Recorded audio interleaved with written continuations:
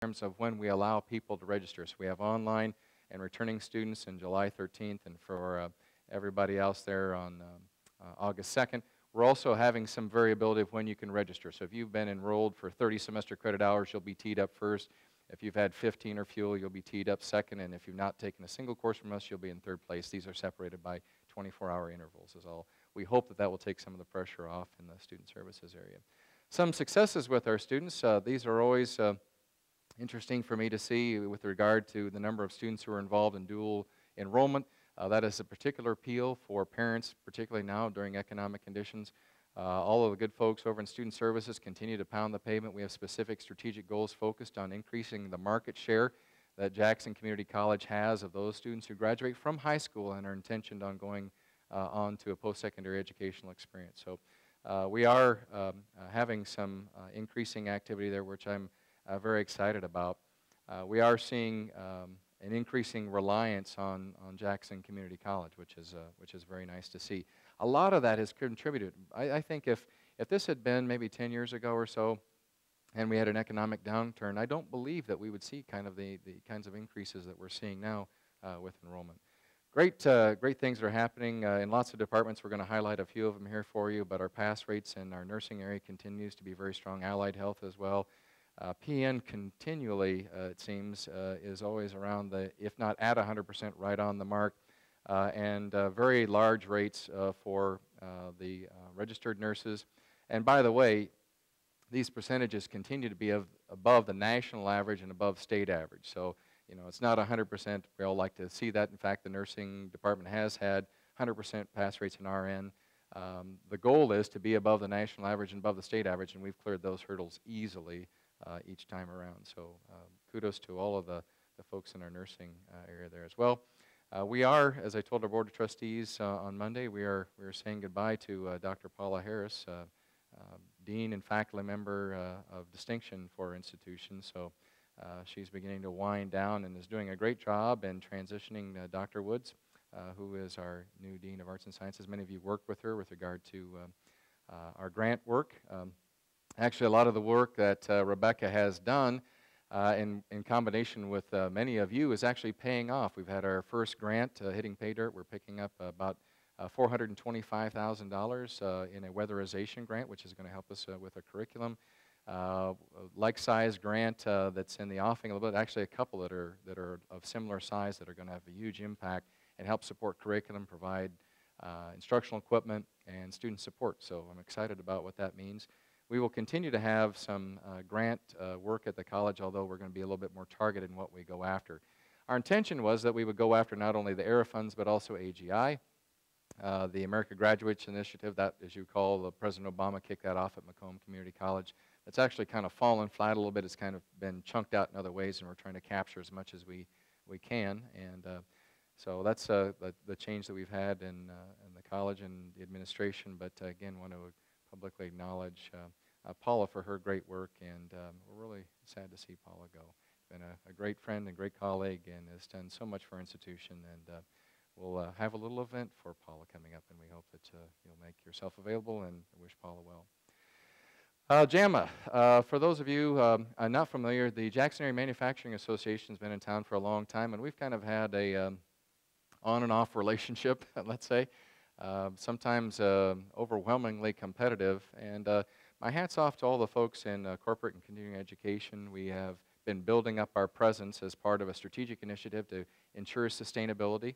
One of the ways that we're doing that is actually reaching out and partnering with organizations who may be in competitions and with us, and that's traditionally been JAMA. It hasn't gone well since we closed our manufacturing technology program some years ago.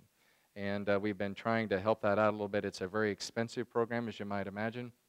We've partnered with the folks across the street at the ISD, and we have finally arrived, in my view, we have arrived at a point now where we are in lockstep. And so on campus, beginning this fall, you'll begin seeing courses that are actually sponsored and promoted by JAMA, MMTC, the Michigan Manufacturing and Technology Organization. You're going to start seeing more of those kind of collaborative events taking place on campus where we're sharing revenue, sharing instruction, and hopefully we can capture some of these students to take other credit-bearing courses and non-credit courses on our campus. So these are some of the areas that we're going to be focusing increasingly upon, in robotics and automation, some of the others that are mentioned there. So very, very pleased about the work of Valerie Schutte and the folks over in corporate and continuing education. Student success, boy, I just continue to be excited about achieving the dream. I really appreciate the work of Christy Laird and her leadership, and everybody who's participated, the deans, faculty and staff alike, who've worked so hard to take the information and knowledge that we have gained from achieving the dream and help look at scaling this up and how we can improve student persistence and retention. And I'm very, very pleased. We are guided by instruction of this information and deploying it across the institution in ways that make sense, that are data-based. Some of them I wanted to review with you. First of all, starting this fall semester on August 30th, we begin for the first time then moving through 3 equivalent length semesters. So we will have 3 15-week semesters.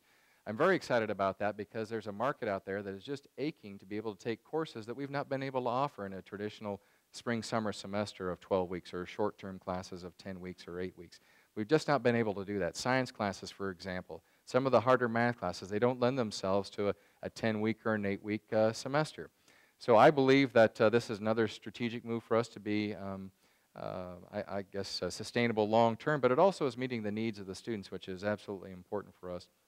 It also creates great flexibility for our faculty to choose when they're wanting to be able to teach and working with the deans. I think that gives them maximum flexibility of their contractual requirements for teaching. Also this fall, another element that came out of Achieving the Dream is that we are going to 100% participation in HQV. As you know, that's our opportunity to signal to the student services with the help of the faculty during every course, 3 marking periods to say, H, the student needs help. V, I'm verifying the student's doing okay, no sweat. And Q, the student is persona non grata. We don't know where they went, fell off the map, something. And so then, once with that information, Student Services begins the triage work of trying to find out how can we help these students, how can we help them be successful. So that will be a 100% requirement of all full-time and part-time faculty beginning in the fall semester. So we're excited about what that means, and again, focused on total commitment to student success. This is another way we get that done. The last major initiative that has come out of ATDI starting this fall, we have looked at the research, and it says we've been very lenient in letting students come to JCC. They come, and gosh, I might show up on the 3rd class, and if I can talk the faculty member into it, I'll take it. The data say we are harming students when we do that. The percentages of failure are off the charts. So we let you come in, we think you're doing a favor, but in truth, the harsh reality of it is we're taking your money, and you got nothing to show for it. Okay, so we say the best chance of success is you get your butt in the seat in the 1st class. You don't do that, then think about a late start class or wait to the next semester. It's our commitment to, total commitment to student success, right? So it's going to be a little bit different.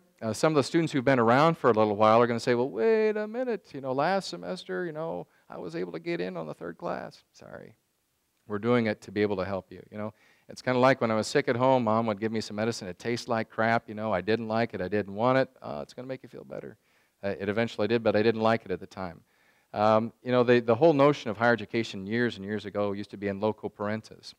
In lieu of parents, the administration, the faculty know what's best. And this is a case where we're deploying, based upon research, these are the things that we believe we need to do as the professionals in higher education and deploy that across all of our students. So we believe that it's going to have a marked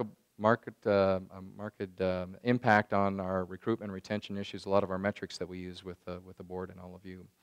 A lot of great things continue to happen in other ways. The excellence ceremony that we have every year. This year, I just thought it was the best yet. It seems like every year we have the student award ceremony. They just keep getting better and better. We had a follow-up of this meeting as we do every year, and thinking how can we make it better. There was just lots of cool things